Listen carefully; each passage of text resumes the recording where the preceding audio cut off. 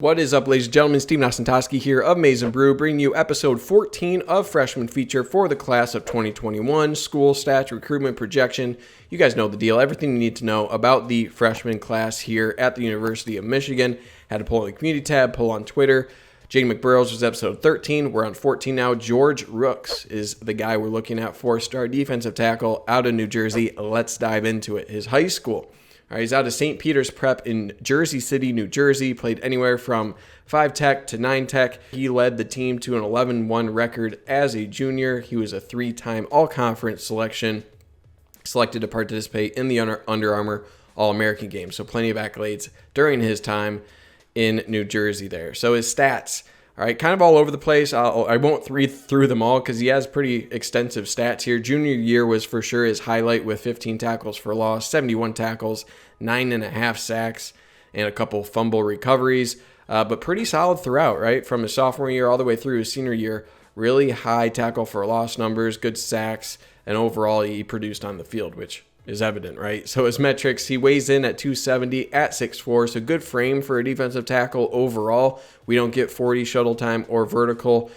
His explosiveness, we'll get to this in his scouting, but not something that I would expect to really show up on any of these metrics. But again, that's good size, but he still does have to grow into the defensive tackle weight, only at 270 at this point. For his rankings, Rivals and ESPN, both of them as a top 300 recruit. ESPN a little bit higher, both within 4-star territory, obviously there. 24/7, definitely the lowest on him as a 3-star and 30th defensive tackle in the country. His composite does put him within 4-star range at 260 nationally, number 19 defensive tackle, number 4 in the state of New Jersey. For his offers here, academic prestige, huge factor. I'll get to that in recruitment a little bit, but he had Michigan, Penn State, Syracuse, Boston College, the main schools that were involved the whole way. OSU was sniffing around, Pitt was there, Miami took a chance, Alabama, questionable on how committable this offer was, but there was interest there. He also had interest from Auburn, Louisville, Nebraska, Notre Dame offered. For his recruitment, extremely quiet, right? I mentioned the academic aspect of it. Tom Loy of 24/7 Sports on the Notre Dame beat had a crystal ball in favor of the Irish. Rivals was confused, predicting Rooks to Penn State the day before he committed. So all over the place, right? And it was hard to get a read on where he was actually going to end up. Michigan did have an advantage in his older sister playing basketball for the Wolverines. So that had to help in terms of comfortability, right? Not in a COVID year. That sort of familiarity definitely should have helped out the Wolverines and seemingly did. So when he did commit early in 2021, shocked a lot of people, provided some bodies at a position of need as well, right? So in conversations with Sean Nua, defensive line coach for Michigan, seeing where he fit in the system. That was a big part of his commitment as well. Michigan explained that he was a multi-role guy, right? Strong side defensive end or slide down to 3 Tech if he got bigger. That was taught kind of during the Don Brown regime, right? It'll be different under McDonald. Could potentially help him a little bit more. We'll get to that when it comes to projection. Looking at his scouting, he's not going to be a plug-and-play kind of guy right away, right? It's definitely some projection to do as a part of him. Thing you'll see a lot, though, mentioned with him is his hands. See it mentioned over and over. Quick hands, powerful hands, seemingly is ahead of the curve in terms of his hand technique. His body control, something that pops out on screen. Ability to stack and shed is there. He generally has good gap integrity. Natural athlete, carries weight really well. This was mentioned a few times as well. He's 260, 270, but looks closer to 240. So that's really good for his ability to add weight to his frame, right? That shows he's able to add weight and not max out his current where he's currently at right now. Also mentioned to have a refined swim move. That'll help inside. Areas of improvement. Explosiveness, one of the first ones that's mentioned. Getting off the ball, getting upfield. Not the most explosive guy you'll see on the defensive line. Increasing flexibility. Pad level is obviously a huge aspect of linemen, both offensive and defensive. Need to improve that. Ability to chase a play down is another area, and I already mentioned pad level there.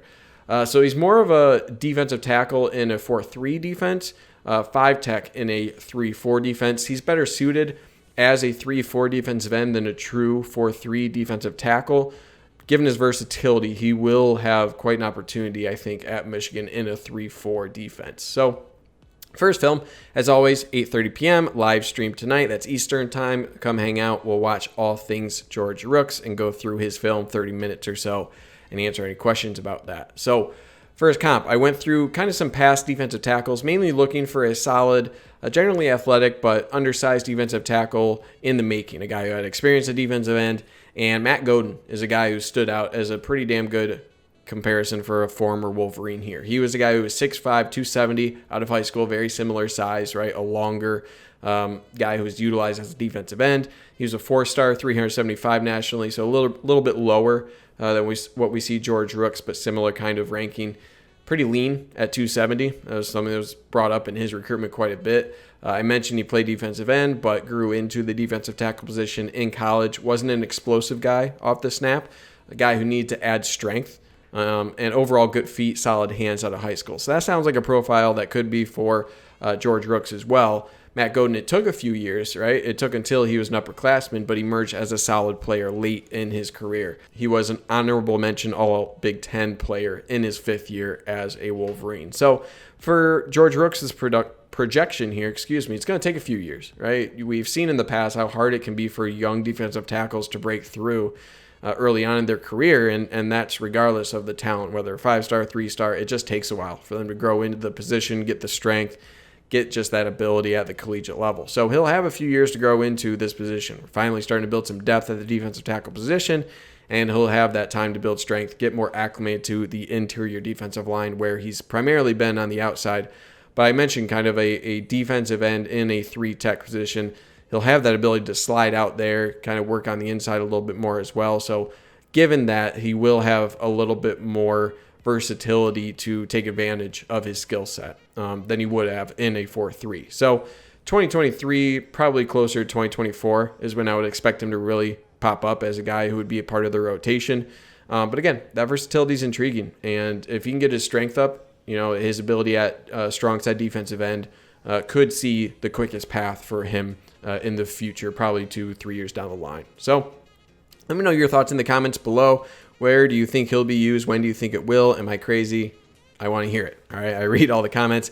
Like and subscribe if you do like this content. We're getting down to the final 10 or so. I'll have a poll up on Twitter, here on YouTube as well, for you to vote on who you guys want to see next. That's how I get the ideas of the next guys I cover.